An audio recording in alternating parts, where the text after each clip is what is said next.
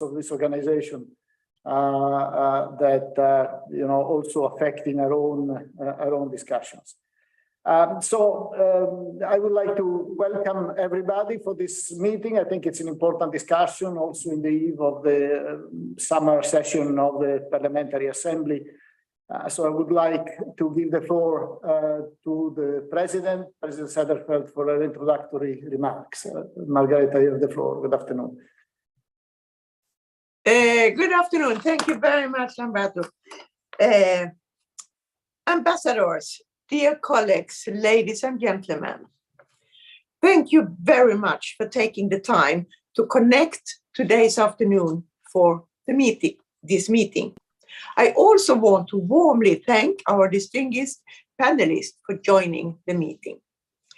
I very much look forward to hear your perspective on the situation of OSCE and how OSCE find itself in today's environment. Dear colleagues, dear members of parliament, you will recall that the Call for Action initiative was launched by the OSCE PA almost 3 years ago by former President George Tsereteli and Secretary General Roberto Montella. At that time, lack of consensus among OSCE participating states led to an unprecedented leadership vacuum on the governmental side of OSCE.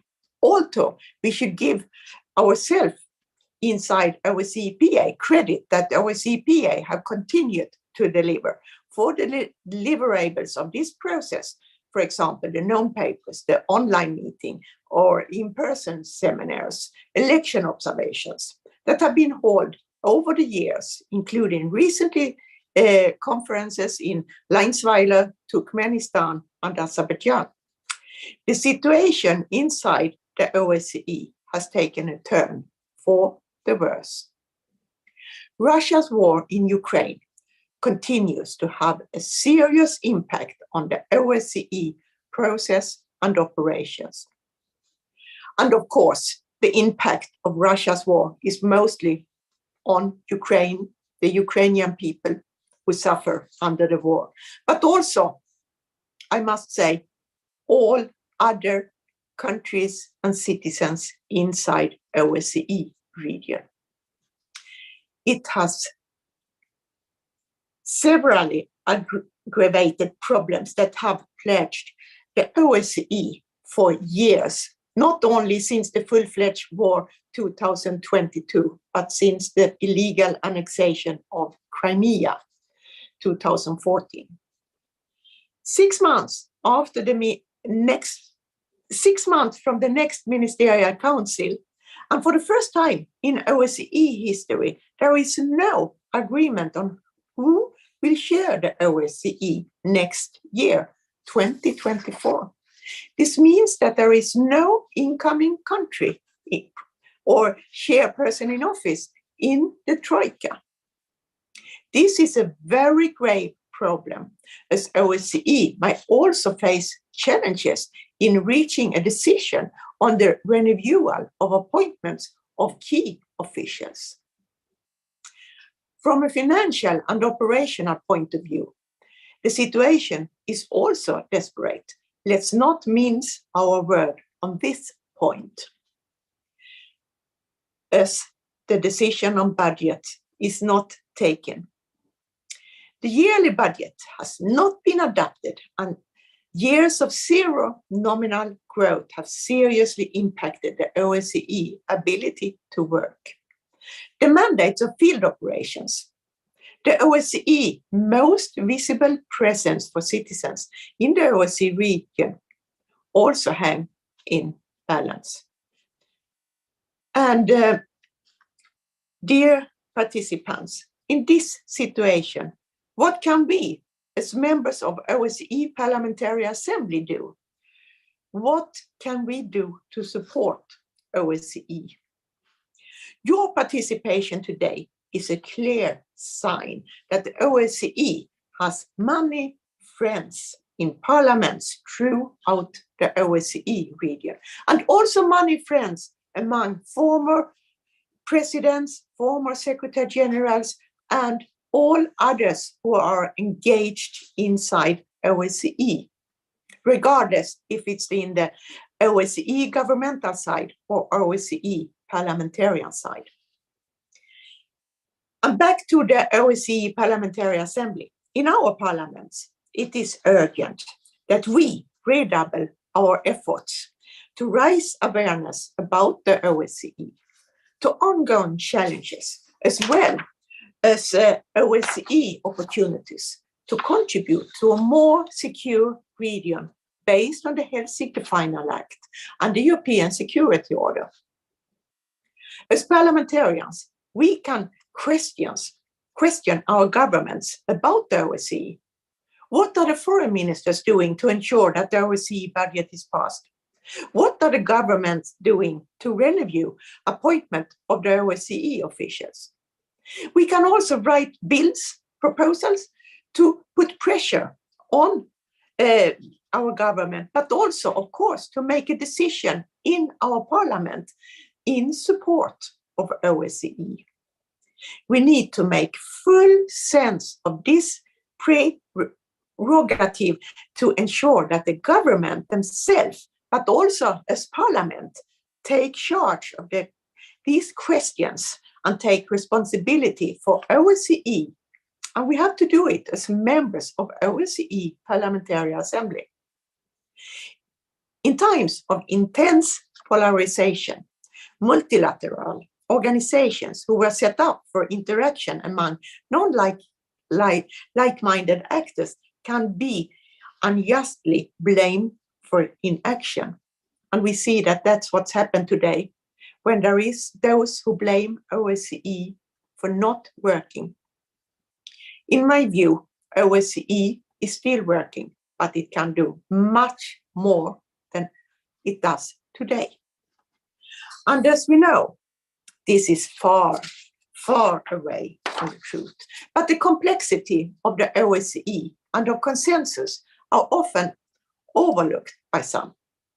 At the governmental side of the OSCE,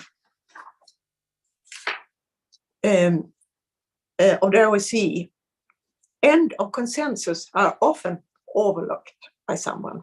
And the governmental side of OSCE, all decisions are taken by consensus -1.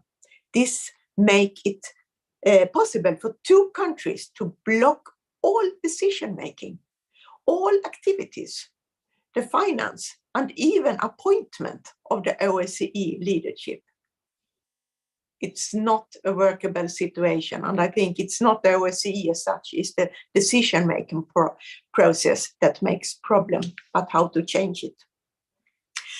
Therefore, we, members of parliament, need to use our influence to remind our interlocutors and our constituents that OSCE is a victim of collateral damage in Russia's war against Ukraine. That the OSCE and the OSCE-PA overwhelmingly support Ukraine. We have done it since 2014, and we continue to do so. And I must say, from the OSCE-PA perspective, we have done so since 2014 in our debates, in our decision-making, in our statements. And since 2022, when the war started, the 24th of February, we are even more eager, and we are working right now on our preparation for the annual session in Vancouver. And I can underline and ensure you that there is several supplementary items that will focus on Russia's war against Ukraine. So have also our rapporteurs in the 3 committees done once again. And I know that there will be huge debates and side events on what can we do to support Ukraine and its people.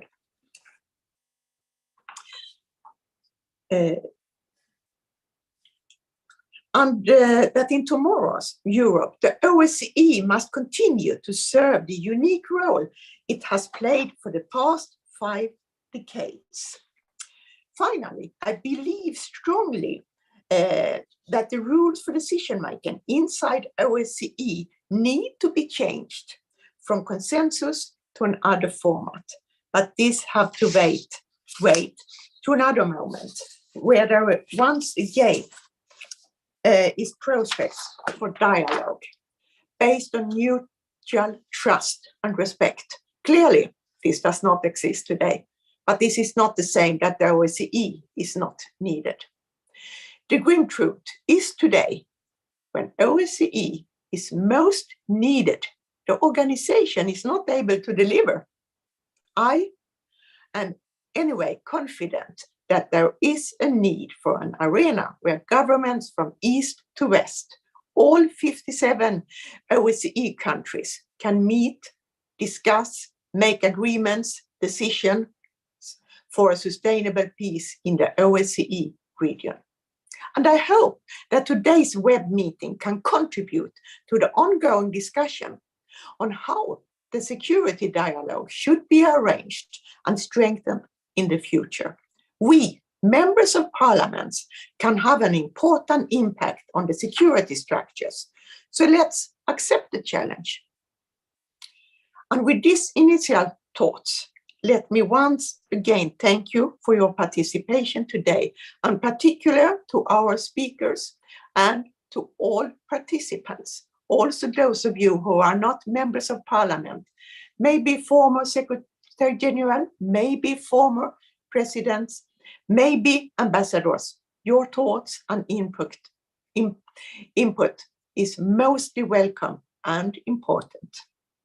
And I look forward to listening to our debate. Thank you very much. And by these words, do I give the floor back to moderator. Thank you. Thank you very much for your introductory remarks, Madam President. And I would like now to call on the Secretary General, Roberto Montella. You have the floor, Roberto. Thank you very much, Ambassador Zanio, dear Lamberto. Thank you, Madam President, for your remarks. This is a very timely meeting, I must say. It's a meeting that comes after the very successful one you had last week, Lamberto, 2 weeks ago in Turkmenistan, and congratulations also for that one. That was an in-person meeting with Central Asians and neutral countries. I think I got very good feedback on that meeting. And I think this comes very timely because we just read yesterday from the chair in 2025, the Foreign Minister of Finland, that he said if there is no chairman in 2024 and there is no consensus on this issue, the next year will be the year of the destruction of the OSCE as an organization. I mean, this is what the Foreign Minister of Finland, and this is the Helsinki Plus 50 seminar, the Foreign Minister of Finland says next year will be the year of the destruction of the OSCE. The chairman in office, Osmani, a few months ago said that the OSCE is undergoing the biggest crisis, existential crisis since its beginning. And I tend to agree with the chairman in office. We are going through an existential crisis of our organization. This also probably explains why Ambassador Junja is not here with us today. He's dealing with the existential crisis. So he has big issues to deal with. But indeed, we have big challenges. We have an organization that for 2 years has not had its budget passed. And if we look at the figures of this budget are ridiculous. I've said it very often, 132 million euros. If you look into the funds that the EU allocates for PNR or for other projects, I mean, this could be just one of the small projects of the EU, 132 million. And if you compare these figures to what the organization does, and you don't need to go through the entire list here, you're all experts of the OSCE, it's incredible. The resources allocated and the amount of delivery and the amount of things that these organizations does. I can see Matemekach is there organized. If you just think about how much the ODIHR does in all the different branches of the third dimension. I mean, so it's for me still, I find it so difficult to understand the discrepancy between funds that we're talking about and the delivery that we give. But so we have the issues of the budget. We have the issue that at the end of the year, the four institutions of the OSCE, the main four institutions, the Secretary General, the ODIHR Director, the Freedom of the Media, and the High Commissioner for National Minorities need to be renewed. And for this, you need to have consensus. There are challenges on this, of course. It's a long process. I hope that there will be a smooth process and not a repeat of what we saw in 2017, when we had to wait for 6 months until heads of these institutions were appointed. And for 6 months, the organization was working without heads of institutions, with the deputies. But in some of these cases, these institutions, the mandate is a personal mandate. The High Commission for National Minorities cannot do its job if there is not the titulaire, let's say, and the same with freedom of the media, and in part also with the ODIHR. So we have to take these things very seriously. I hope that the ambassadors in Vienna and the ministers will consider this very seriously. The organization is indeed in an existential crisis. And for somebody like me, and I see here also Doug Wake is connected and he will speak, who was my boss in Serbia, we are the ones who have served this organization from the grassroots level. I mean, I started as an election officer in Bosnia in '99. I've worked in Bujanovac, in the villages, let's say. And we have seen with our own eyes how much the organization does good to ordinary people. There are many people who benefit from this organization for all the projects that this organization does in human trafficking, in institution building, in coaching parliaments, in reforming the police, in reforming the judiciary. I mean, again, I cannot make here the entire list. It would be a list of 1,000 issues that we do, but it is issues and it is projects that bring benefits, concrete benefit to ordinary citizens. This year, the CIO has said this is for the people. Well, what is this organization does everything for the people. And yet it does everything for the people. It does it so cheaply, 132 million euros. And yet we are still debating why we cannot pass a budget, why we cannot appoint the heads of institutions to just provide continuity.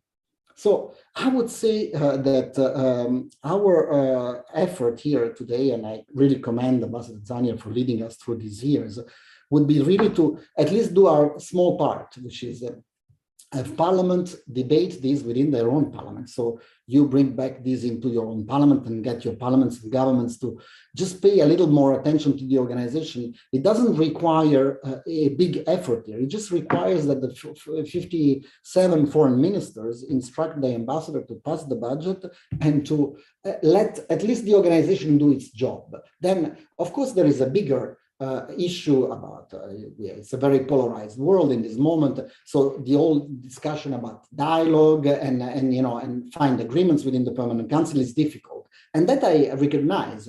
But at least let's agree that whatever the organization delivers through the independent institutions, so the concrete work of the organization, the election observations and everything else can go ahead. And for that to go ahead, you just have to give an administrative instruction to let the heads of institutions be renewed and pass the budget. Then, of course, the question of dialogue is something that is a different track, and then needs to be dealt with, within the Permanent Council, within the ministerial councils, and there can be also the classical solution. No, we agree to disagree, but at least let's separate the two things. Let's let the organization continue its life, because it is kind of continuing its life through a very creative system. Let's get extra budget contribution. Let's not have the consensus on the agenda, but let's have something organized by the chair to have a meeting on the same issues. So we are really finding all the possible creative ways to get very good work carried out, while, this could be done, at least the work could be done with just a simple decision of ministers and ambassadors who are probably trying to convince the ministers. I'll just leave you with this thought, Madam President. I think I've said it in other meetings, some have heard. But the Munich Security Conference prior to COVID, I remember a debate with the foreign minister of Saudi Arabia, the foreign minister of Israel, and the foreign minister of Iran. They were discussing about their issues, of course, in the Middle East. But one thing that these three foreign ministers, who of course, Sunni Shia, Riyadh, Tehran, and Tel Aviv have obviously different visions. But they said one thing they agreed. They said one thing that would be very good for us would be to have an arrangement, the security arrangements that deals with political military, which deals with economic environment, and deals with the human rights dimension. And well, I mean, that was a description of the OSCE. So those who have in other region issues and conflicts, they say it would be great if we had something like the OSCE. We have the OSCE here. we have tested it for many years. We have the evidence, we have concrete results delivered for years in the Balkans, still now in Southeast Europe, in Central Asia, when there were missions also in the Caucasus. So in Eastern Europe, we have projects delivered, people who have benefited, many things that have happened. Of course, we've had other challenges. Then we have it, why we have to destroy this tool for, I don't know, and then we will have to reinvent the tool the next day. So let's at least use this year, not what the foreign minister of Finland said, that the next year is the year of destruction. Let's at least try to survive this period. Of course, we have a big challenge ahead of us, and nobody denies it, but this war will finish at some point. And then let's move on. But while there is this moment, at least let's keep the organization do its job. Let's survive this phase, and then we will be able to move on. The French have this saying, reculer pour mieux sauter, like 2 steps backwards to better jump. Let's now say that we are in this phase, we're taking a little bit a step back, but keep at least the good things that exist in this organization alive, and then let's relaunch it hopefully in 2025, when hopefully the war will have been ended and we will have a better situation also in the general relationship of these countries. Sorry, I was a bit too long, Ambassador Zanier, but I think, like this provides the context because this is what we're talking about. Thank you very much. Thanks to you, Secretary General Di Roberto. Now we move to the next phase of the discussion. And as unfortunately we will be missing the presence of the chairmanship, I will say a couple of words myself to introduce the debate and then to introduce the panelists. From my perspective, and I'm looking back at the time when this was back in 2011, I was appointed the Secretary General. I can say that certainly the organization has been suffering from quite some time from geopolitical divisions that have made dialogue much more difficult and less productive in the organization. Of course, in recent years, the war in Ukraine has significantly worsened the situation, and we have seen this very clearly in our own process of the call for action, Helsinki +50, where the discussion has become much more complicated. So this debate, which is, as you will have seen from the concept note, is now focusing on a set of very specific challenges, but it's a debate about a larger issue, which is about pursuing and continue to pursue a shared vision and a shared project of an inclusive platform of dialogue, which is what the OSCE and the CEST before it was about. And the project that for dialogue that should go ahead in spite of massive violations of many, if not all, the founding principles and commitments of the organization. So where do we stand in that sense, and where do we want to go? What is our vision? This is about the future of European security architecture and the place of the OSCE in that context. There is a risk, as we heard references to the decision-making process, that we may be sliding towards, how can I say, decisions or initiatives by like-minded groups within the organization, transforming progressively the organization into an organization activated by like-minded countries.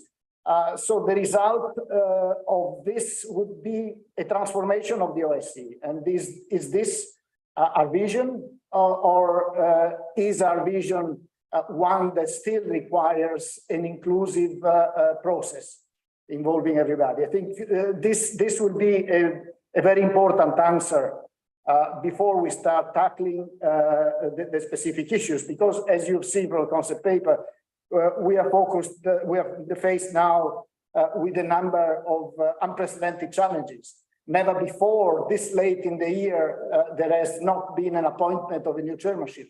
I remember when I was Secretary General, by this time in the year, there would have been already quite a significant training of the members of the staff of the new chairmanship to prepare them for the year ahead. And the chairmanship itself would have already some roles like chairing the Mediterranean group. But in autumn, the new chairmanship should take over already the chair of the Committee on Management and Finance, which is the committee that should approve the budget for next year. So that is another area where the delay can cause problems to the organization. And never before there has been also such a cumulative delay of a number of years in the approval of the budget. So the organization is now going ahead again with significant shortcomings in terms of the support to its own operations. So these are just some of the points that are mentioned in the concept note. Now we have a number of very high level and very highly qualified panelists that will help us look into these issues and better understand also the impact of the situation, the risks that they see for the organization from their own perspectives.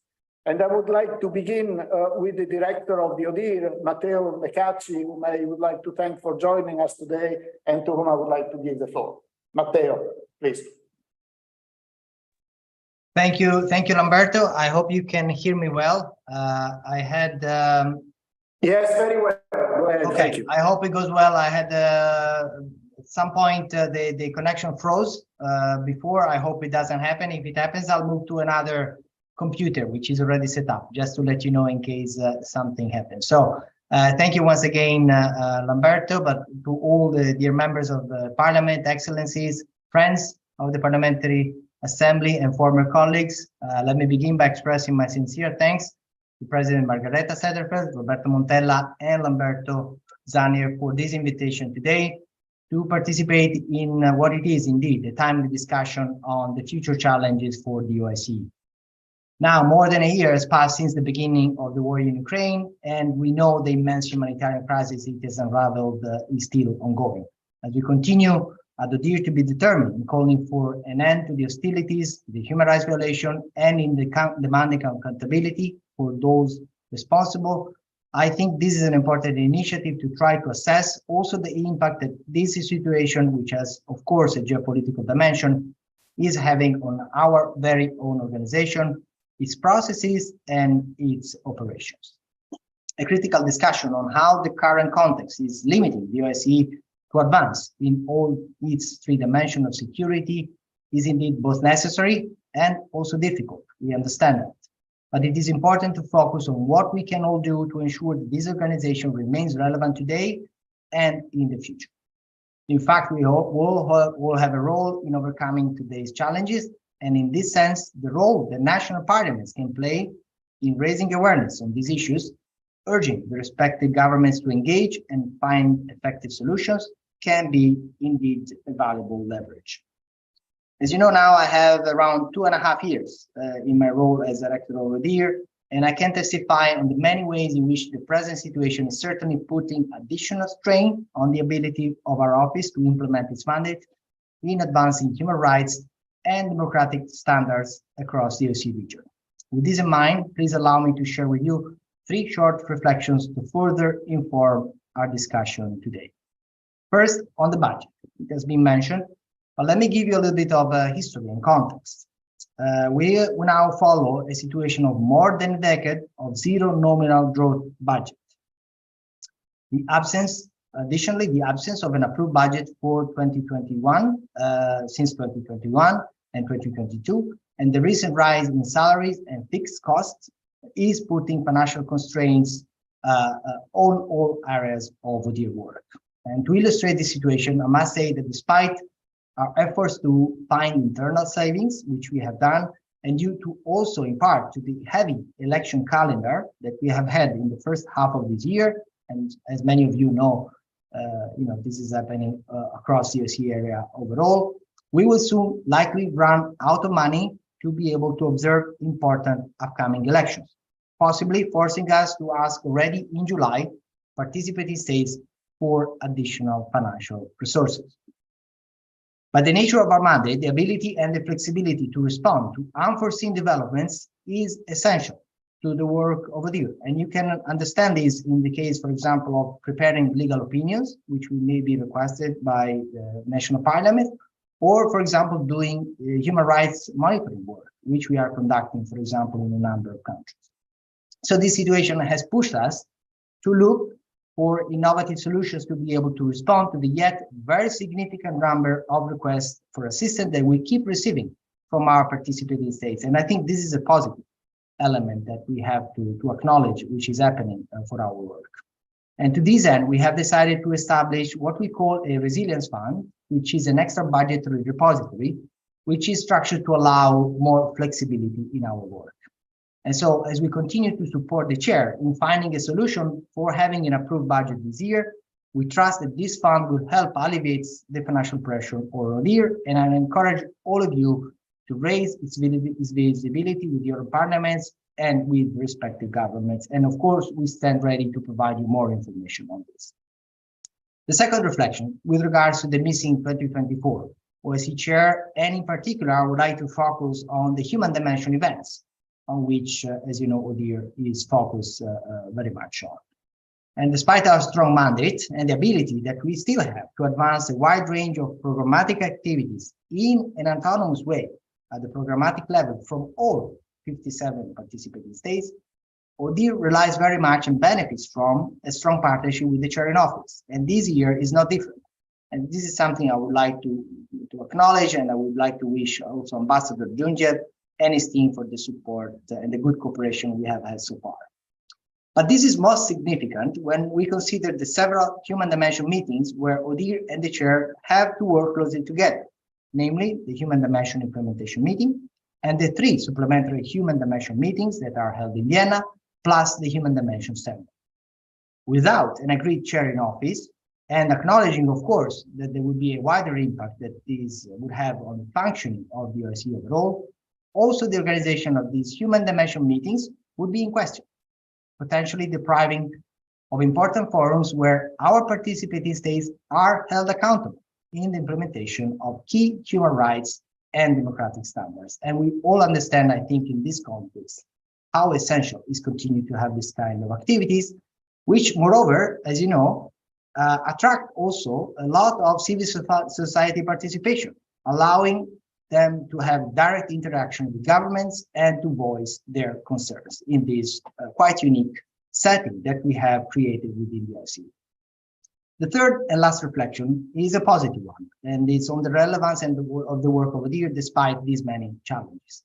Indeed, given our autonomous and strong mandate, at ODIHR we continue to be a leading human rights office, assisting OSCE participating states in many and multiple ways: legal opinions, monitoring of freedom of assembly, supporting human rights defenders, advancing gender equality, training authorities, and collecting hate crimes data, supporting judicial reform, and so on.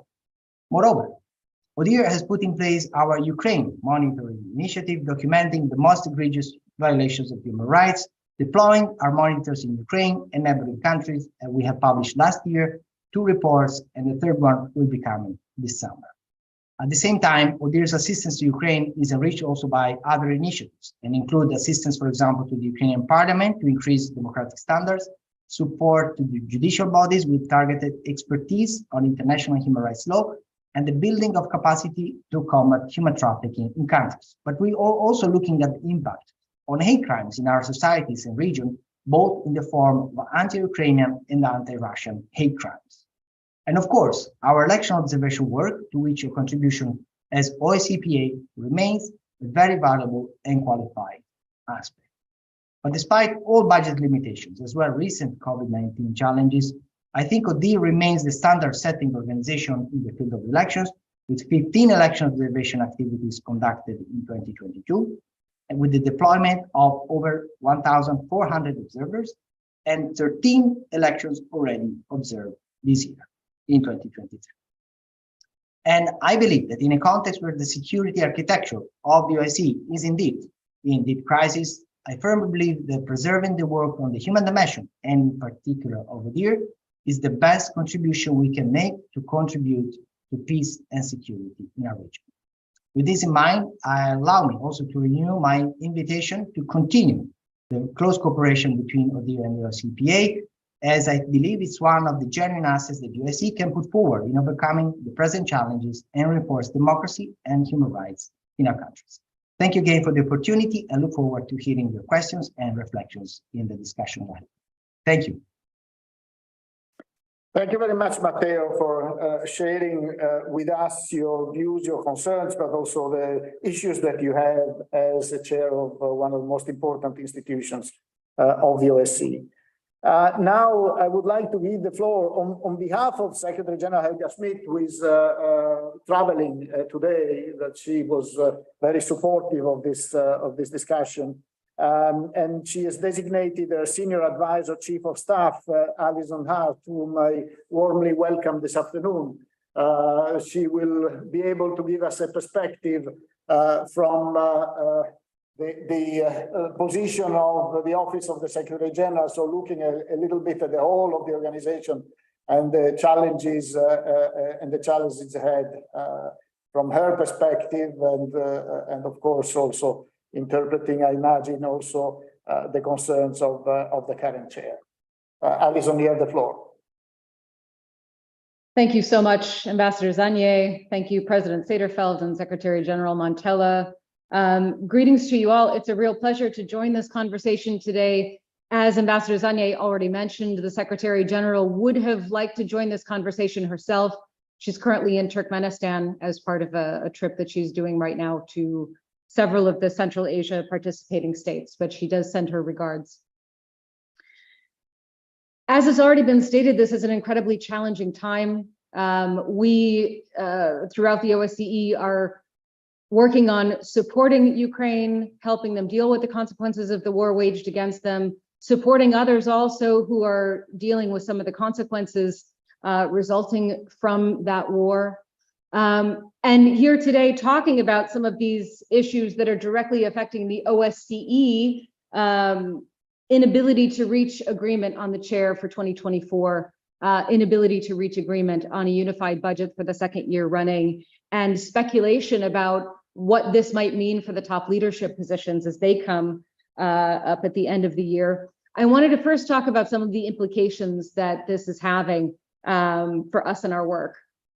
Now, first, if we look at the chair for 2024, thanks to Finland, who's already our agreed chair for 2025, one potential problem has been averted. And Ambassador Zanier alluded to this earlier in talking about the Mediterranean partners. Traditionally, the incoming chair is the chair of the Mediterranean Partners group, and Finland has taken over that, at least for the time being. So at least we have that, but part of the problem with not having a chair for next year will become more acute later this year. There is still time, not very much, but there is still time to bring in a chair before these problems become acute. And I think that's part of the reason this meeting is organized today, so that we can all do all that we can to help avert that particular set of problems. And so I would encourage parliamentarians in all that you do to help us with that. But I'd like to outline some of the other challenges. When it comes to the lack of an agreed budget, and Matteo Bacacci talked about this in a bit more detail, not only are we without an agreed budget, we're working on monthly allotments. I'll speak to that in just a moment. But we're working on monthly allotments that are based on the agreed budget of 2021.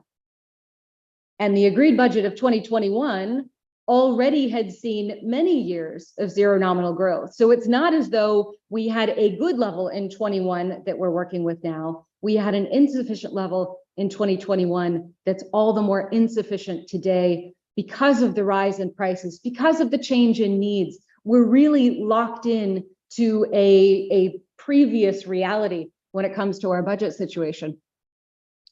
Not only that, so our baseline doesn't match our needs, doesn't match our reality, but monthly allotments themselves are a further problem. Because monthly allotments mean that even if you know how much money you're supposed to get next month, you can't spend it until you get it. And you can imagine that when you're trying to run an organization, even if you know what you're going to do, even if you know how much money you're going to need, you can't actually commit that money until that time comes. And so it's a tremendously inefficient way of working. Our colleagues are doing a tremendous job of finding ways to work in this situation, but it's just not a good way of running an organization. So really not having an agreed budget is a major problem on a number of levels. We are finding creative solutions, but these are patchwork creative solutions that are not meant to be the longer term solution, but are meant to ensure that we can continue to do our work today and tomorrow so that we don't face that circumstance that some have spoken about, where we really degrade and lose this great tool that we've built over so many decades. So yes, we are being creative, but there are real limits to that creativity and implications for it as well. Now, all of this also takes a real toll on morale. And I want to spend just a moment talking about that, because the motto of our chair this year, the motto of North Macedonia, and I know that Ambassador Jundev would have repeated this were he here, but their motto is, it's about people. And the OSCE is about people when it comes to why we do our work. The OSCE is about people when it comes to who benefits from our work. But it's also true that it's about people when we think about who's delivering this work. This is really an organization of people for people, and the people who are doing this work right now, and they are tremendously dedicated, whether they're working in Vienna or Warsaw, Bishkek or Belgrade, every day they are doing this because they believe in the project that is the OSCE. They believe in what we're doing and why we're doing it. But imagine the extra burden it places on them, the challenges they face when, as they're doing this, as they're dedicating their lives to this, they're also seeing that we don't have agreement on a budget. We don't have agreement on leadership. There are so many frustrations that come along with that, in addition to the uncertainty this presents to them and their families. Because even as they're working every day, knowing that we have monthly allotments, not knowing what's going to happen with the organization, they start to wonder, what is this going to mean? Am I going to have a job? Am I going to be able to support my family? Can I continue to work for this organization much as I want to when there's so much uncertainty that we're facing? So it is really a challenge for the staff. We do all we can to encourage them, and we hear further encouragement from participating states during the Permanent Council every week. They always recognize the good work that the staff does, but the reality is that so long as we don't have any agreement on some of these major issues, there will continue to be a strain on the people who are doing this work. And that said, it's important that everyone involved do their part to help work towards solutions. We're doing that here in Vienna. The chair is doing fantastic work in trying to bring participating states together to try to find solutions. And again, I know that's why we're meeting here today, and the Parliamentary Assembly is doing wonderful work on this as well. But it's not enough to know that there's a problem, and it's not enough to know that there are implications of the problem and what those implications are. All of that matters. But we also need to remind ourselves and be really clear on why these are problems worth solving. Now, Roberto Montella spoke to this already. I just want to add a bit to it, because the OSCE is delivering every day in ways that improve security and stability for all of us, for all of your constituents, for the 1.3 billion people that live in the OSCE region. We're delivering even in the midst of all this uncertainty, and even without an agreed budget.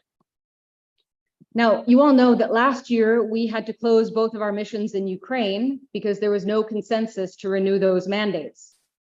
But given the urgent need in the country, given the tremendous desire on behalf of so many participating states, and given the wealth of experience that the OSCE has, keeping in mind that we were working in the country for nearly 30 years, we're now back in Kyiv. We have a wholly extra budgetary program, the support program for Ukraine. It's based in Ukraine and has a broad range of projects on issues from humanitarian demining to supporting the Constitutional Court and so much more. We're supporting Ukraine, we're supporting Moldova, but our work goes so much further. The OSCE reach is so much farther, and this matters. In Central Asia, where the Secretary General is this week, we're supporting regional cooperation on border security. We're helping countries in the region to address challenges from drug smuggling to fake passports and more. We're supporting them in fighting corruption, in improving connectivity so that there's more opportunity for trade using the middle corridor. In Southeastern Europe, we're supporting integration, and we've seen again in the last days how challenging the dynamics can be. So there's definitely a need for more work on this going forward. We're also supporting countries in Southeast Europe in the context of climate-related challenges. We all know that these issues don't stop at any border, so facilitating cooperation between countries and communities is absolutely essential for sustainable solutions. There are so many more examples I could offer. The OSCE is doing critical work to combat human trafficking, a problem that affects every one of our participating states in one way or another. We're providing advice on how to tackle this through improved legislation, through awareness-raising campaigns, by highlighting how we can reduce the demand for trafficked labor through our procurement policies. We work with other international organizations, the United Nations, the EU, and others, in ways that are mutually beneficial on everything from arms control to counterterrorism to gender equality and more. The bottom line is the needs are real and they're on the rise. So in the face of the war against Ukraine, the work of the OSCE is as important as it has ever been. And we are delivering for people across the region, and we're doing this in ways that are unique. This could not be easily replaced. You can't just say, oh, the UN can take it over, the EU can take it over. We do things that no one else does, in ways that no one else does, and in ways that are necessary.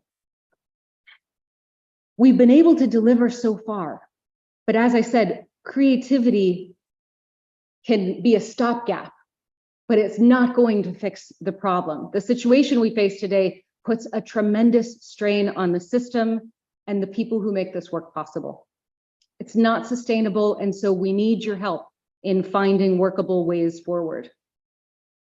There's not much that we know about the future, but we do know that there will be challenges to our security. And we know that the OSCE has been able to support this in the past. We want to ensure that we can continue to deliver in the future. And so I thank you for your time. I thank you for your attention, and I look forward to the conversation.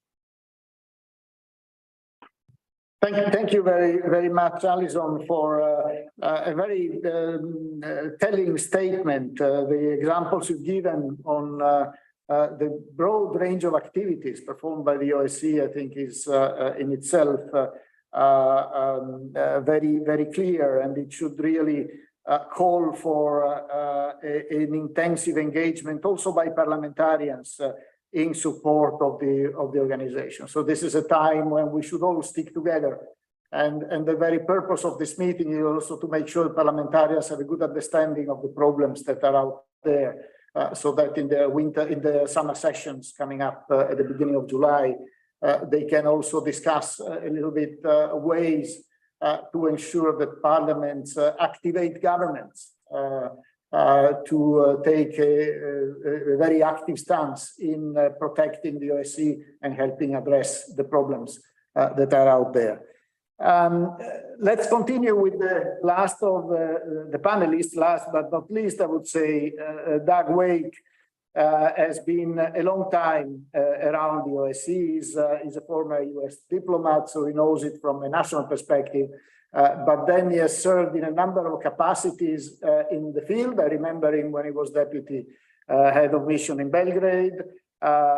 He worked in ODIHR, but then he worked also in the secretariat as head of the group of advisors that supported a previous Secretary General in his work.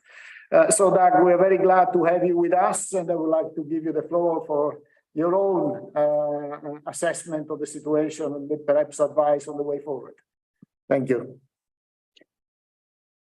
Thank you very much, Ambassador Zania, dear Lamberto, for the introduction and for including me on the panel. I knew before I heard the other speakers that it would be difficult to add much to this distinguished panel of speakers, starting from the president and yourself, and Roberto and Alison and Matteo, if I can be familiar with all the former friends and former colleagues and good friends here.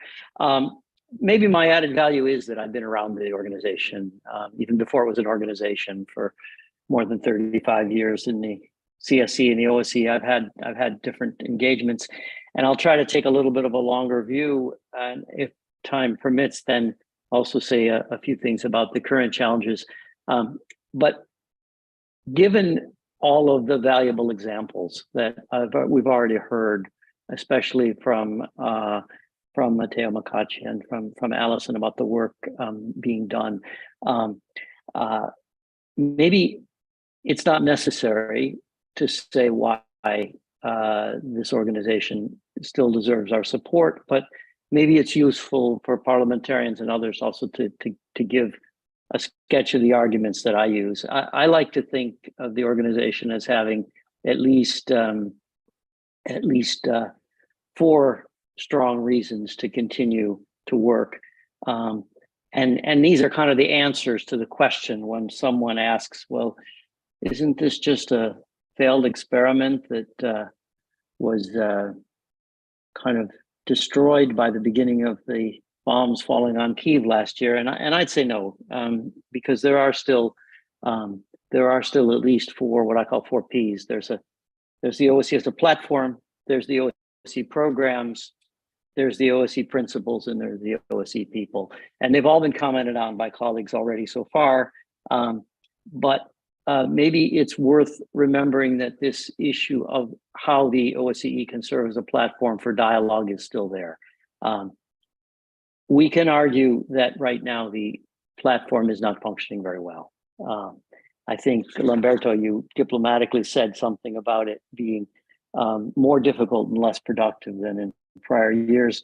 And that's clearly the case.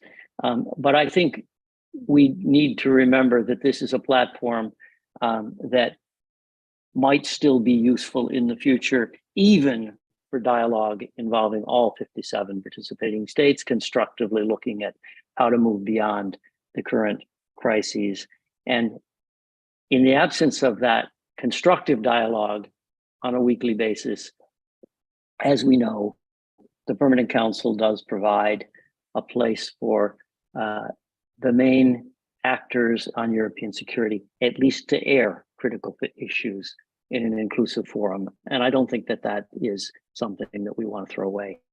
The second thing after the role of the OSCE as a platform that I like to stress is programmatic activity. And I don't need to say very much about it now after all the comments that my colleagues have made on this panel about the work of the field operations and the Secretariat and the institutions, everything from documenting the human rights abuses in Ukraine to support for stronger democratic institutions and border security and combating trafficking in persons. One thing that maybe hasn't been mentioned quite as much as the platform for dialogue and the programmatic work today are the principles that underlie this and the principles and the commitments that underpin OSCE work. Yes, it's true that many of the OSCE principles and commitments overlap with other international obligations and UN human rights treaties, the UN Charter, and so on. But I think it's really important to say that the principles of the Helsinki Final Act and the Paris Charter and the Astana Declaration are something special that represent a special tie among these 57 participating states that have all signed up to them repeatedly at the highest level. And it's a set of common objectives and aspirations that, in my view, it would be very sad to simply set aside or abandon. It's true, of course, that they are regularly violated, not only by one country, even if that is the main focus of attention these days, but there are many, many challenges to making these principles and commitments come to life, and the work that the institutions and others are doing, I think is something that we shouldn't take lightly. But I'd like to pick up especially on something Allison said, and that's the fourth P. There's the platform, and there's the programs, and there's the principles, but there's also the people. And I would also like to focus not just on the people that are taking that are benefiting from our programs, from our efforts to create more peace and security and stability and prosperity around the OSCE region, but the people that are engaged in helping to make this happen. I've been incredibly impressed over many, many years by the colleagues that I've worked with in every corner of this OSCE region, from Bujanovac in southern Serbia to headquarters operations in Warsaw and Vienna, to an election assessment activity just last week in Athens. And these colleagues, both international and national, believe in the organization. They put a lot into it, and I need in this context to make a special mention of those colleagues that were working in the special monitoring mission in Ukraine, including national colleagues who they really paid a heavy price, and some still paying a heavy price for the work they've done because they believed in our principles and commitments, and they wanted to implement our programs. And I think we owe it to people like that to preserve the work of this organization. Because I know the time is limited, I'm just gonna, if you allow me, Lamberto, say just a sentence or two about some of the biggest challenges that we face that have been mentioned as existential challenges, maybe with the perspective of someone who's seen a lot. And it's not to minimize at all how serious these challenges are. But if I start with the budget, I have to pick up the point that Roberto made. And I made a few calculations for myself today to update something that I'd written, I think, about a decade ago. And my math may be a little bit off. I'm not a statistician or a mathematician, but I think the whole OSCE unified budget and a bit more costs every resident of the OSCE region about 10 cents a year. 10 cents. I used to think that United Nations peacekeeping was a great bargain for the world, and I still do. It costs about 75 cents a year for every person in the world, for all 8 billion of them. I'm not going to read you the numbers that I calculated for the European Union's budget or the US defense budget, but if anybody wants to know, I can pass them along. 10 cents, of which Matteo Mocacci gets, what, a little less than a penny from every one of us to do the work of ODIHR. There's no reason that the governments that care about the OSCE and the parliaments, and this is the parliamentary assembly that we're speaking to, that parliamentarians could not appropriate and governments could not allocate the money necessary. Is it incredibly problematic not to have an adopted budget for a couple of years and to be based on the old zero nominal growth budget? Absolutely. Should we take steps to depoliticize this budget process, along with many other matters like agendas for human dimension meetings and things like that? Of course. But even in the absence of such steps, I think that there should be ways, and things like that resilience fund that was mentioned by Matteo, there should be ways that those who care about the OSCE can make sure it has the resources that it needs. And last, just on these leadership questions, these are very political questions. And as someone who's not representing any government or any part of the OSCE right now, I'd be very wary of making too many comments about them. I just maybe say two things. One is when we talk about the 4 top jobs, I would just stress that they're all important and that we need to be sure that we remember why we have not only a Secretary General, but a Director of ODIHR and a Representative on Freedom of the Media and a High Commissioner of National Minorities, all appointed at the highest level by the Ministerial Council and all reporting to the participating states. I think it's something that we need to maintain, if at all possible, without interruption. It was mentioned that there'd been an interruption in 2020 and we survived it, but that would be a shame if we had to go through such a step again. And finally, on the chair, it would really be hard for me to say how to solve such a problem.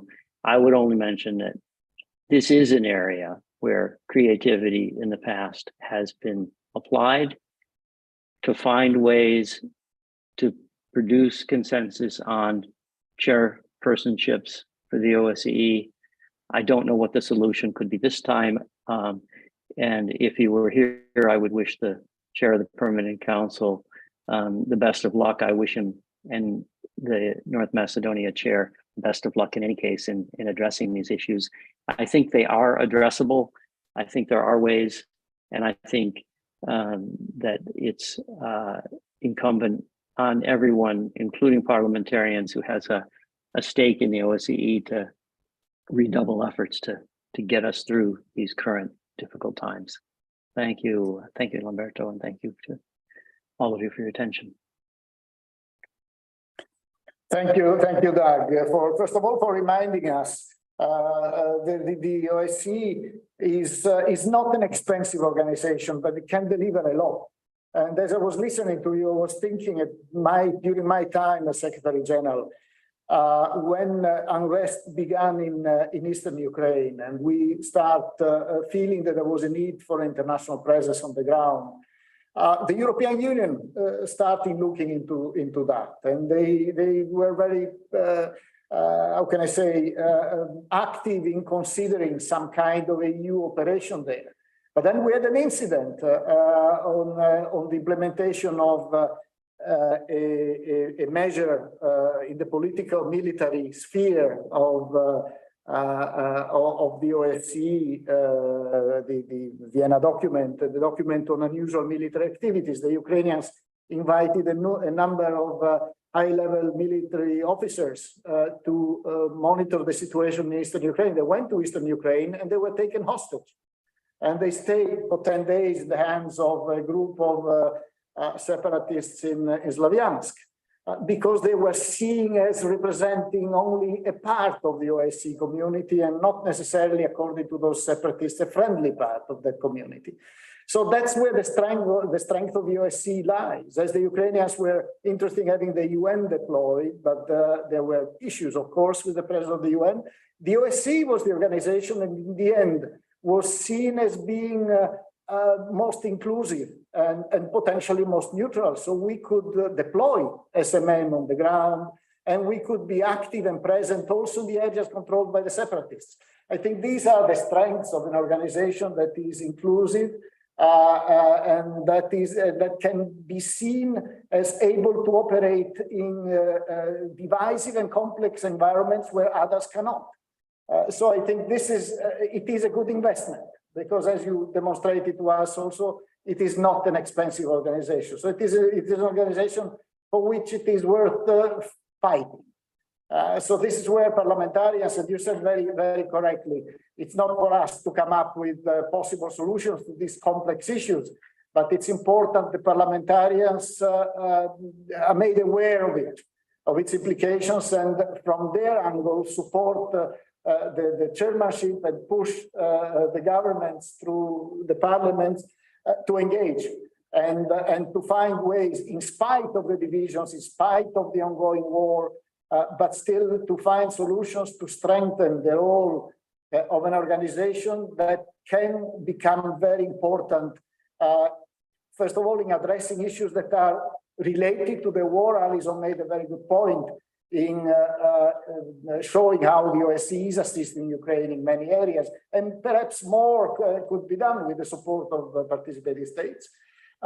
But then also in playing a role in the looking ahead, seeing what is left, what will be left after the end of the war, of the European security architecture, and what can be rebuilt. And the OSCE would be a potentially good space to try to have that debate. But of course, I don't want to monopolize or to preempt the debate, so I would like to encourage parliamentarians, the other participants in the meeting, to also share their own views and concerns. As usual, the best way for you to do that is just use the chat to flag your interest to intervene, to ask questions of panelists, or make statements from your side.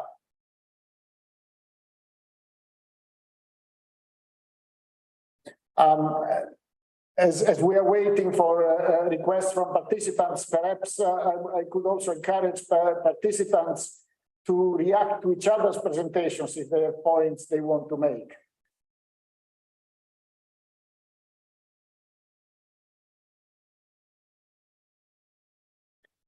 Roberto, see that you would like to intervene. Please, you have the floor. Lamberto, we should monopolize, but if nobody speaks, maybe I'll step in.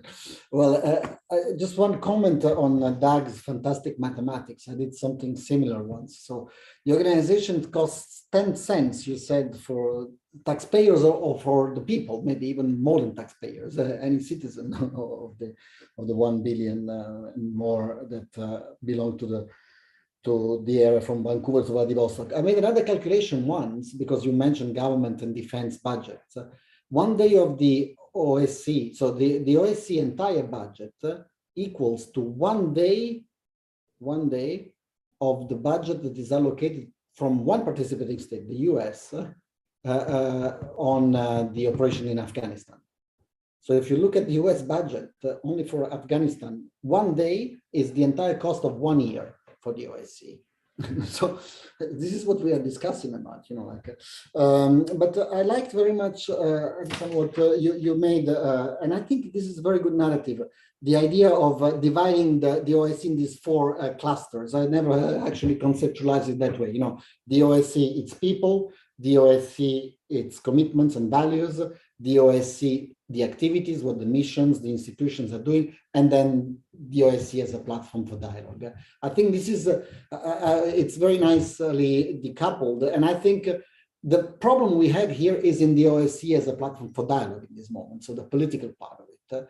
But that one should not go at the detriment of the OSCE and its activities, or the OSCE and its values. I mean, the participating states have committed to these values. So far, nobody has pulled out of the values.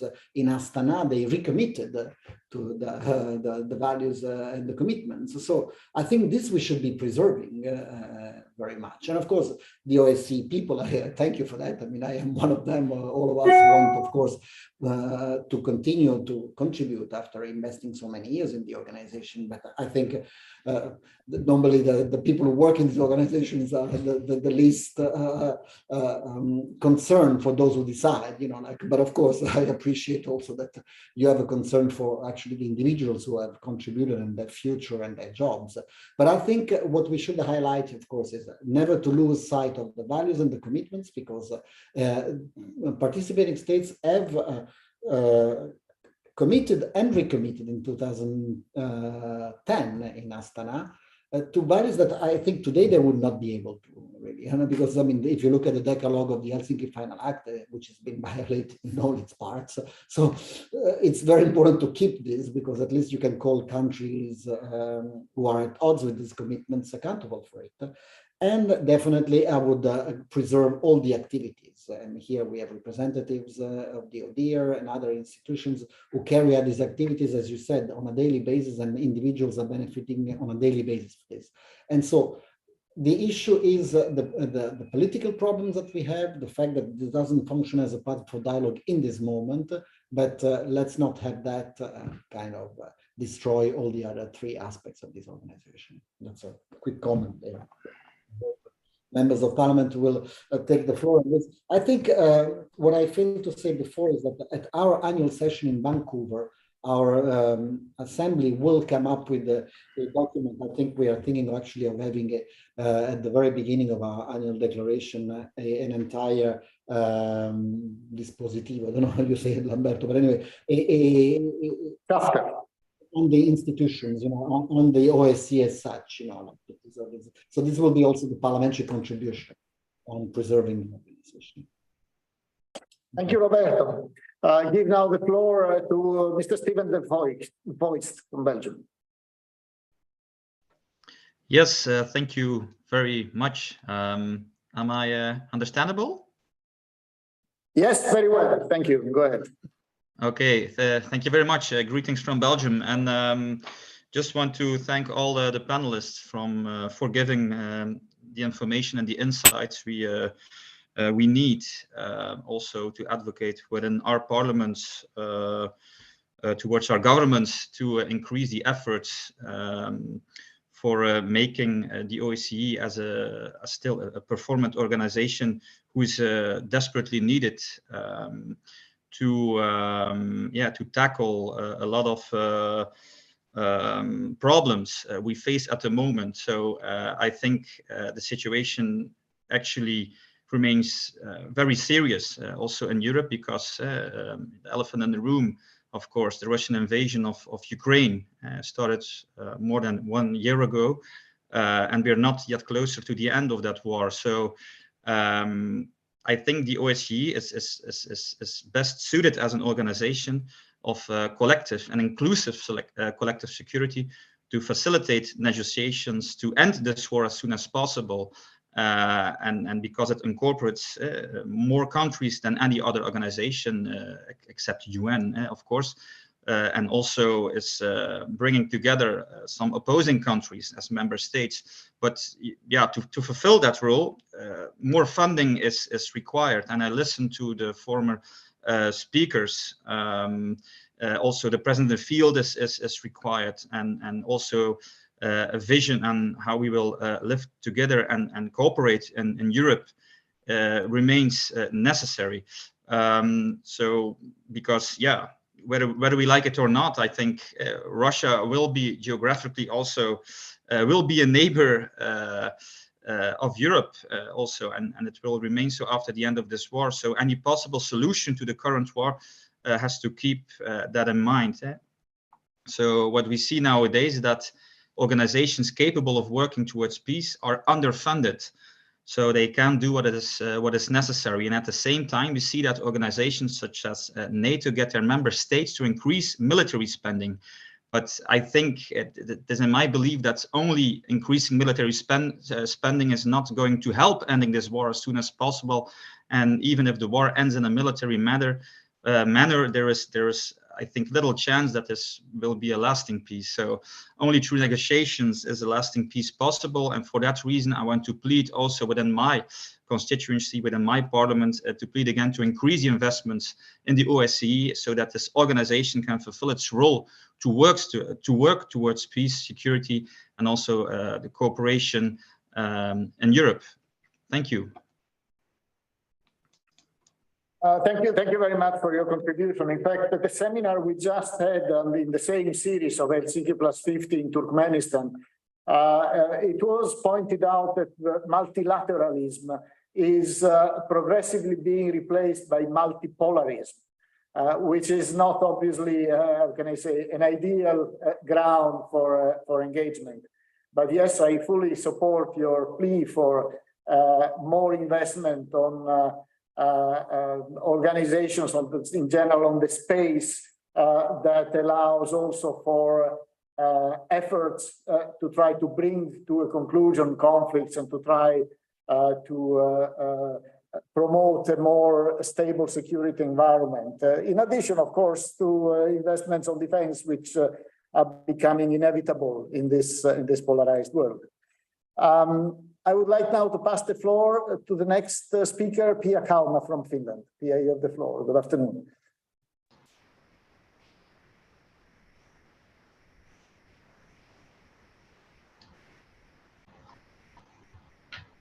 Good afternoon, everyone. Thank you for the floor, Mr. Chair, and thank you for organizing this webinar. The topic is very acute, as we all know, and we need to find solutions for OSCE as soon as possible. Since the full-scale Russian attack on Ukraine on February 2022, the global world order has changed dramatically. One day, when this war is over, we will start reconstruction. Ukraine will get peace, and Ukrainians will get the free democracy they deserve. In this work, OSCE could and should have a role. There have been discussions for a decade that OSCE is at a crossroads and needs a proper vision. I believe that OSCE is worth keeping alive and play a role in the European security architecture. We need dialogue, and we need to build bridges. Comprehensive security extends beyond human-caused damages. In addition to this horrific war, there are other global issues that none of us can solve alone. The most radical of them is the global warming and climate change. We see the consequences of the global warming in increased floodings, lack of clean water, and raising of the sea level. What are the discussions that we can advance in the framework of OSCE?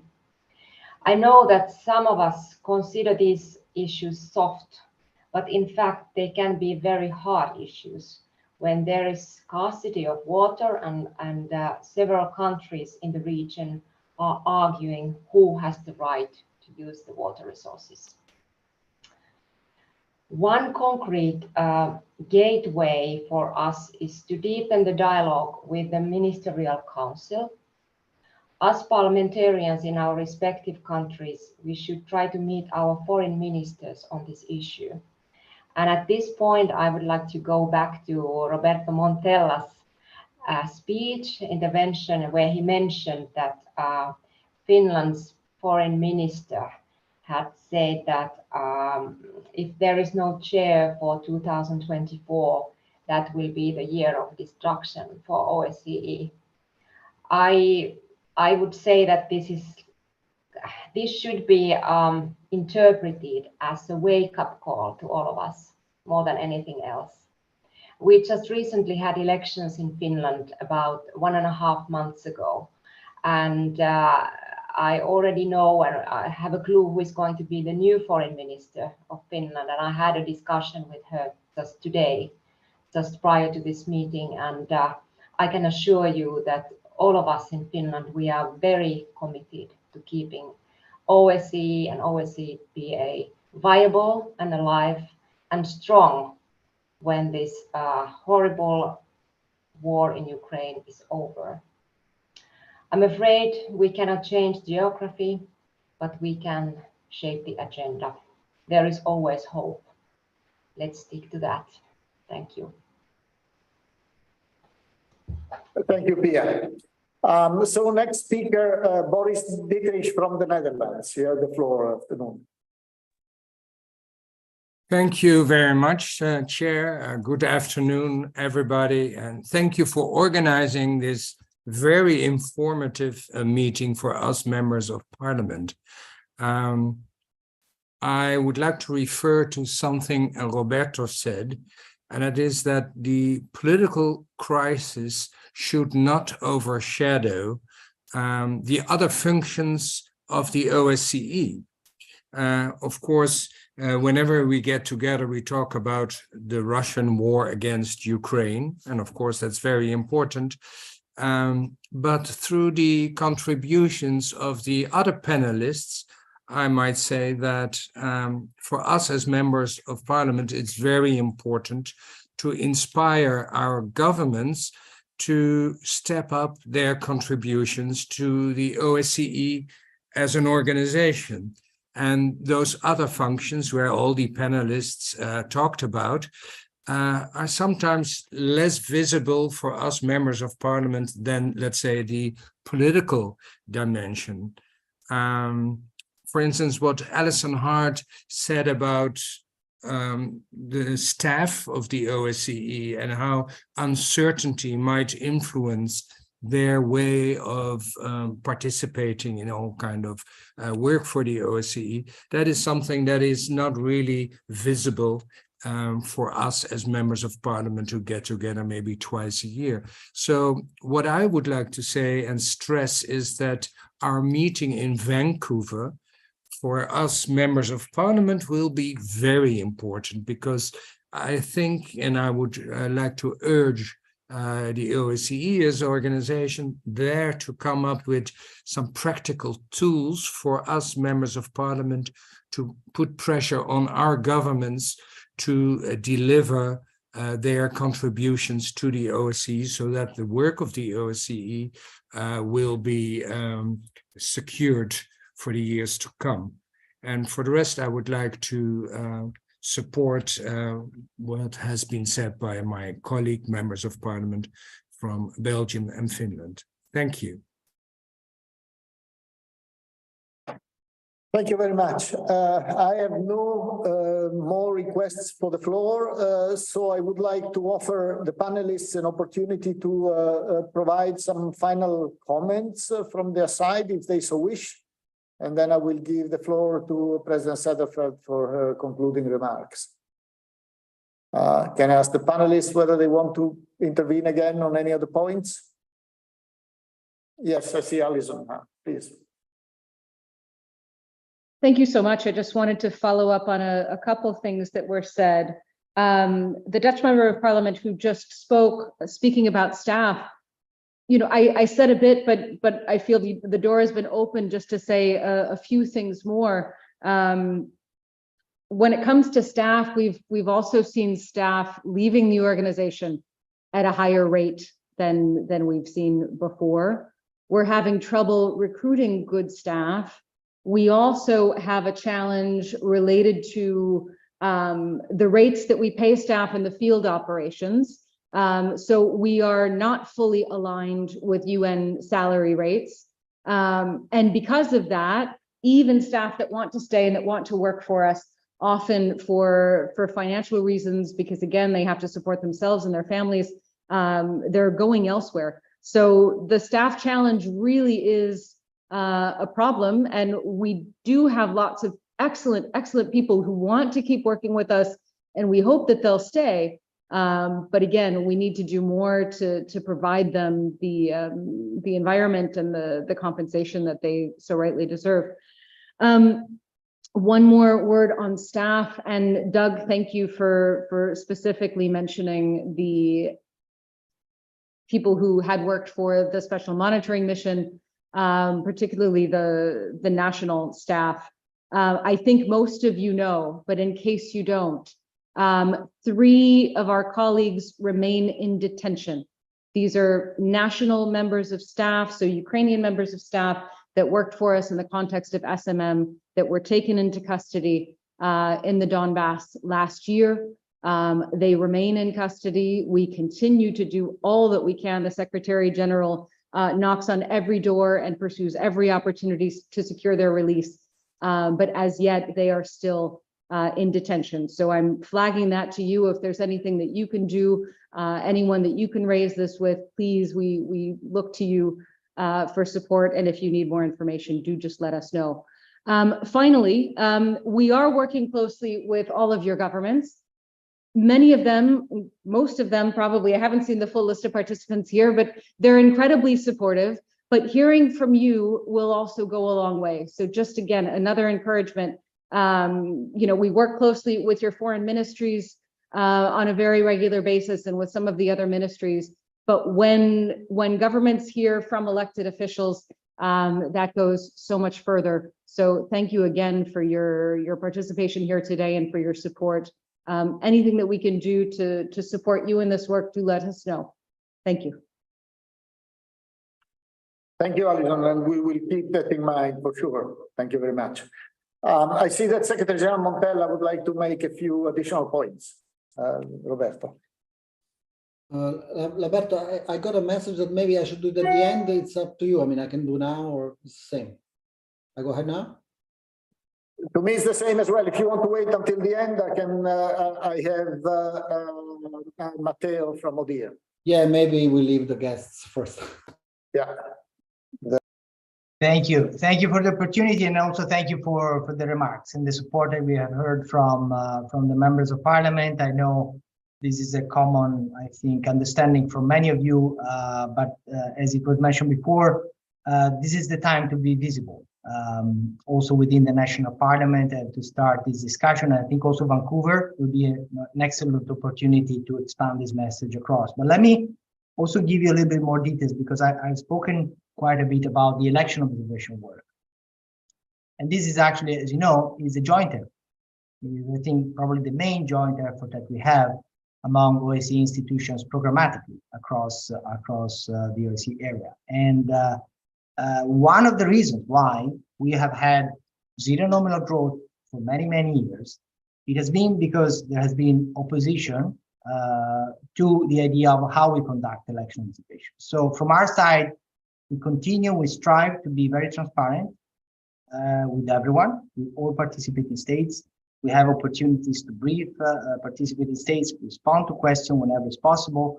But this, I would say, is one of the most visible activities of the OSCE overall, and it is the one, I think, that is now more at risk for the future when we look at the programmatic work, because as I've mentioned, with raising of inflation and unpredictable early elections, we probably this year will be in a position very soon to go back to participating states for ask for additional funding, which in the past has been provided, but did not, in this new context, we don't know what is going to happen.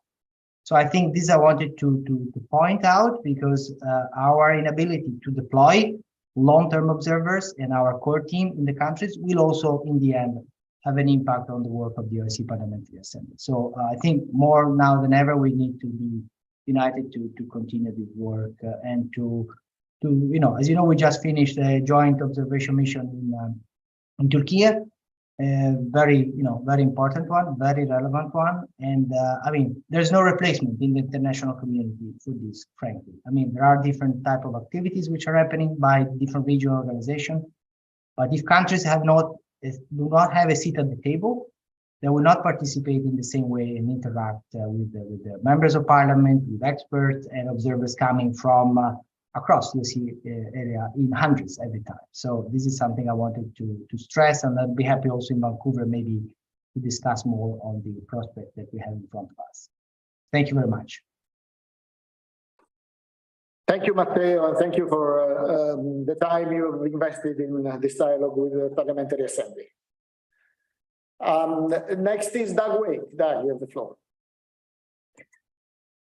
Lamberto, I spoke a lot before and I won't take much time. I just want to reinforce the comments that colleagues have made about the need for resources, but also for a certain visibility that parliaments can really help with. And since we have people in the audience that are representing the Parliamentary Assembly side of the OSCE, I think it's really valuable to take messages from today, from the various speakers about the work that's being done, and make sure that it's known among your colleagues in parliaments and more broadly in your publics.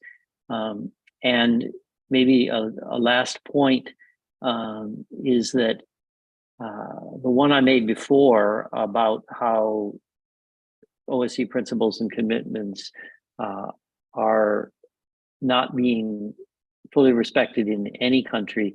This also means that all of our countries can benefit from the support that OSCE gives. It's not something that one sub-region provides to another. It's not just that we're looking at what's happening in one country or another, but election observation, support for combating trafficking in persons, border security. These are challenges. This is OSCE work that can be helpful to every single one of the OSCE participating states. And again, parliaments can play a role in encouraging governments to be receptive and cooperative with the OSCE programs that are designed to help. I think I'll leave it there. Thank you very much.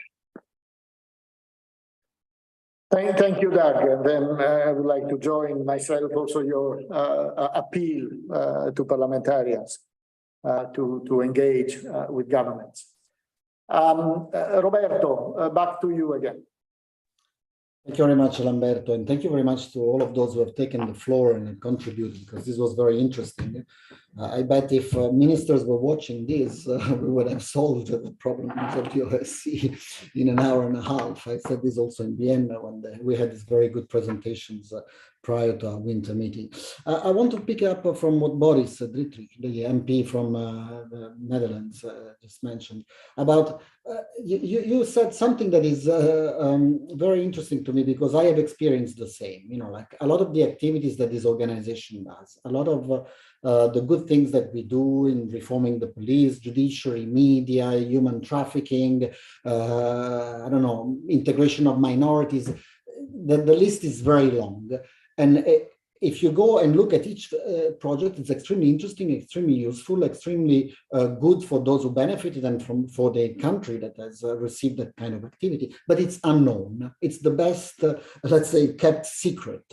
And it's the best kept secret also at the level of foreign ministers. I've been very many times in ministerial meetings and chit-chatting over lunch or over a pause with some minister and mentioning some of these activities. Oh yeah, you also do this, you also do that, you know, because the ministers obviously live in a more of a bigger world. There they come to ministerial meetings in between, I don't know, a NATO summit and a European Council Affairs meeting. So when they come to the OSCE, they deliver a speech that is prepared maybe by the ambassadors in Vienna, and then they move on to some bilateral meetings with big people, but they're not really focused on what the OSCE does. And so we've always had this challenge of more visibility, how we get more visibility. And I've discussed this also with previous Secretary Generals. Lamberto was Secretary General before, and with Helga Schmidt now, with many chairmen in office. I said, how can we make sure that this work is more visible?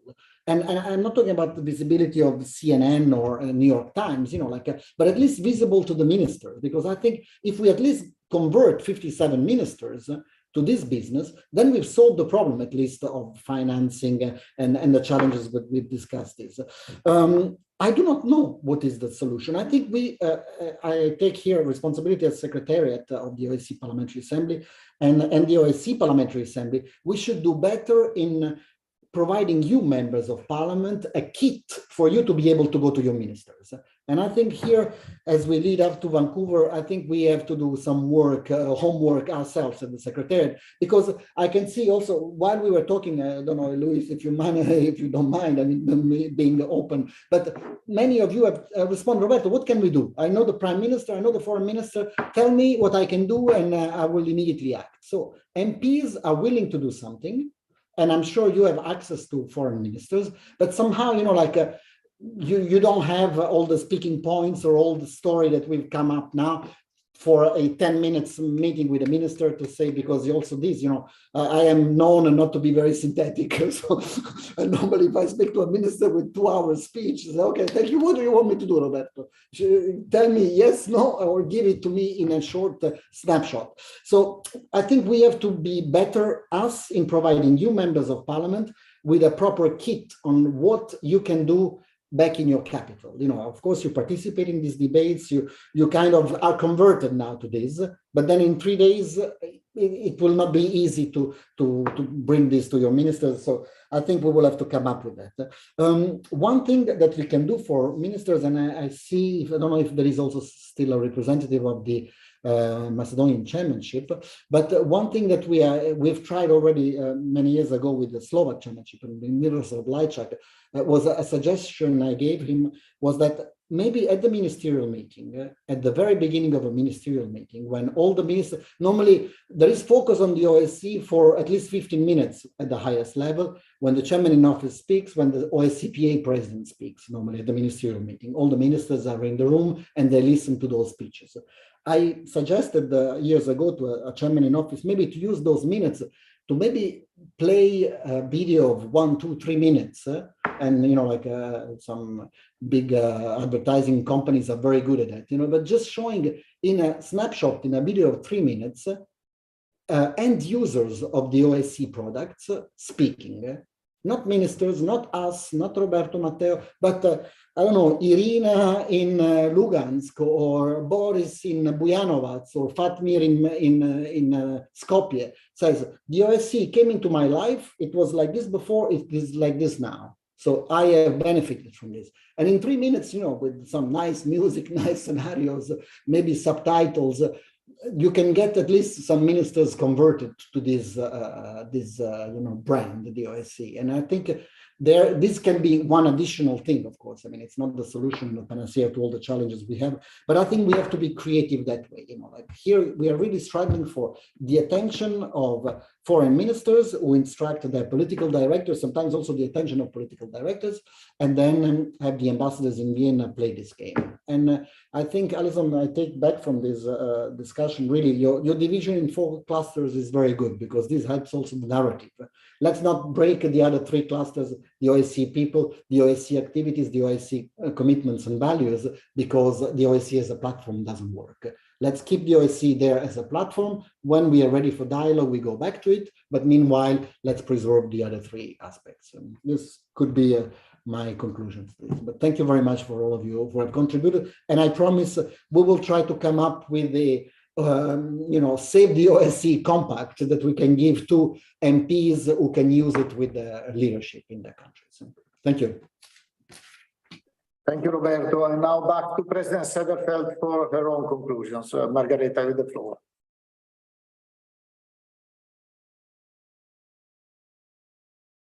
You're muted, Margareta. Can you unmute yourself? Thank you. Thank you very much, Lamberto. And also thank you very much to all our distinguished speakers for your contribution, as well as to my colleagues and all the comments. And if I should say something, it's of course, we all are very much aware about the strength of OSCE, how OSCE works for the people. It's about the people. We are also aware, all of us, about the problem to get the decision, the consensus decision on the governmental side. We are aware about what we can do as parliamentarians. And I would like to say that when it comes to the governmental side, we all know that it's the consensus rules that makes the problem. When there is 2 countries who are blocking all decisions. But we shouldn't just say that that's the problem. We should also continue to focus on our work. And I would like to say that Vice President Pia Kauma did also mention very well about the all perspective that's included in the European Security Order and in the Helsinki Final Act, in the Paris Charter, Astana Declaration. And I would say also my colleagues, Boris Dietrich, as well as Secretary General Montella, talked a lot what can we do as parliamentarians. And I think Secretary General's ideas is excellent. But let me also mention, for example, when it comes to us as parliamentarians, we can speak with the governments, that's true, but we can act also in our own capacity to make awareness. It's about writing articles. It's about use our parliament, take the floor, make speeches, write interpellations, write bills. And I think we can do much more on this. We can use our parliamentarian assembly much more than we do. When we do election observations together with ODIHR, it's an excellent cooperation. And thank you, Matteo Macacci, for this cooperation. But what do we do with the statements? The statements is excellent to use as a basement for a debate in the parliament, to write an article.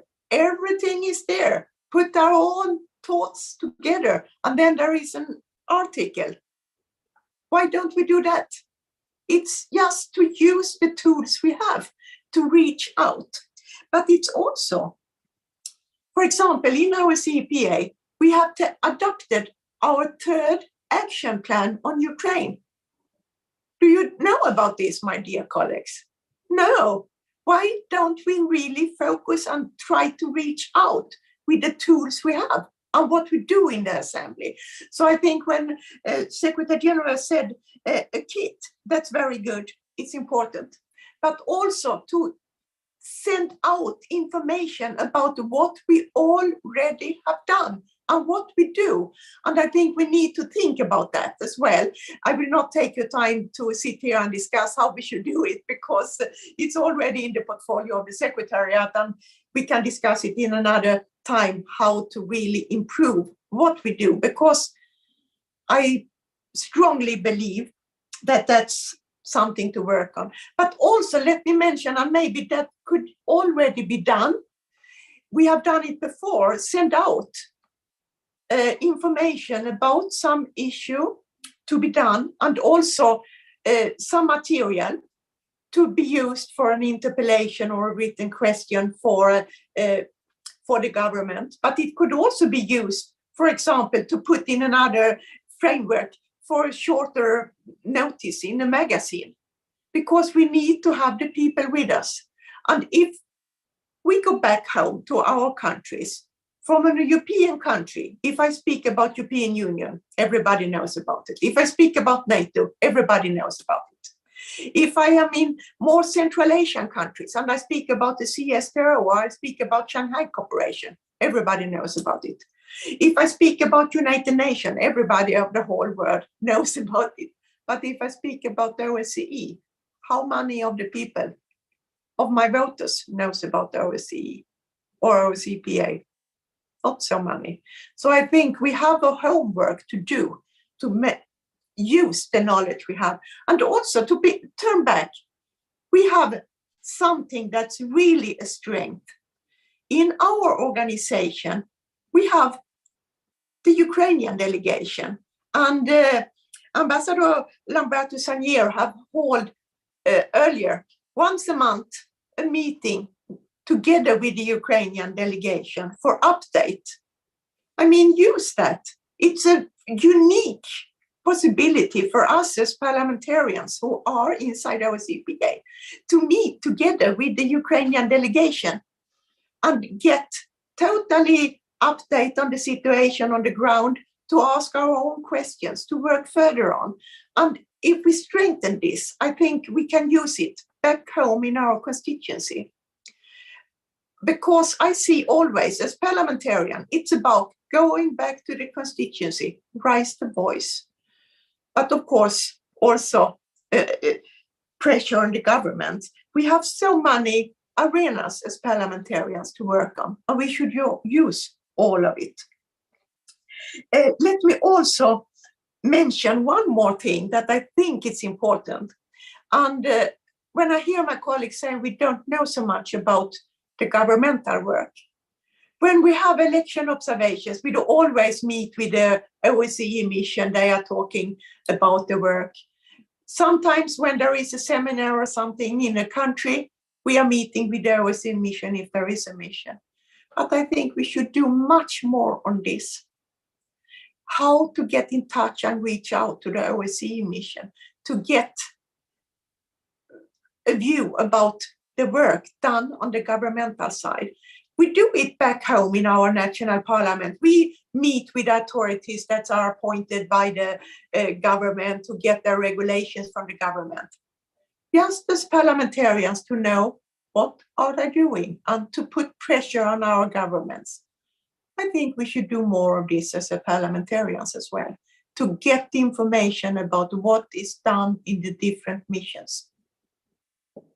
And when there is the budget taking in the parliaments, or if there is, if we are in majority parties, we are in regular basis with the governments, always check that the OSCE should be put in the papers when it comes to the foreign politics. And if we are in opposition, we can push when we are in the speaker's chair and in our bills responding to the government. So there is a lot of tools we can use to really put pressure on the government. But I must also say, when talking about the financial perspective that was raised, OSCE is cheap. Let us continue to keep OSCE cheap, because the day when we start to talk, we need to increase to go to a higher and higher level. It can be a huge problem if we can't really point out what OSCE is doing and the importance of the organization. And from the government, the cooperation, it was mentioned here with UDIR, and that's very, very good. I think we all benefit from it, but also with special representatives. Let me mention that from the Parliamentary Assembly, we have had a very good cooperation during several years with the special representative on human trafficking, Val Ritchie, who have been beneficial both for the governmental side and for PA, and at the end for the people inside OSCE region. And let's keep that it's for the people. I think that's what we always should have in our mindset, and find a way to cooperate a little bit more. And I'm sure that from the Secretariat side, there will be more about this, and also from with the cooperation together with the politicians, because together we can make a way forward. I am sure, and thank you once again, all of you. And I would like to say also thank you to Ambassador Lamberto Sanier and to the team from OSCE PA for setting up this meeting and all the preparation.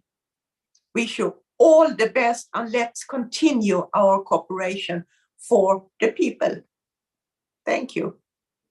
Thank you very much, Margareta, for your final words. I've listened to your statement, and we'll take up one point you mentioned, which is Ukraine, and we'll try to organize another meeting focusing on the situation in Ukraine after Vancouver, so sometime in July. So I think at that point, we can look at the situation, and we can look at what the OSCE broadly, specifically the Parliamentary Assembly, can still do on top of everything that has been done. Thank you very much, and have a nice evening, everybody. Thank you. Lamberto, before we close the call, can we stay Yes. you, Anastasia, just for a follow-up a second? Sure.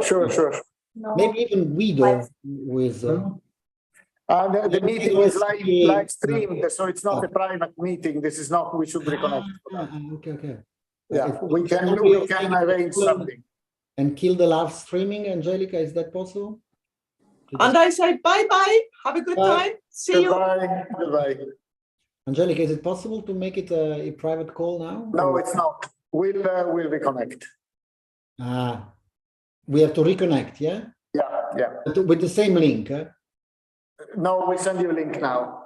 Okay, just quickly.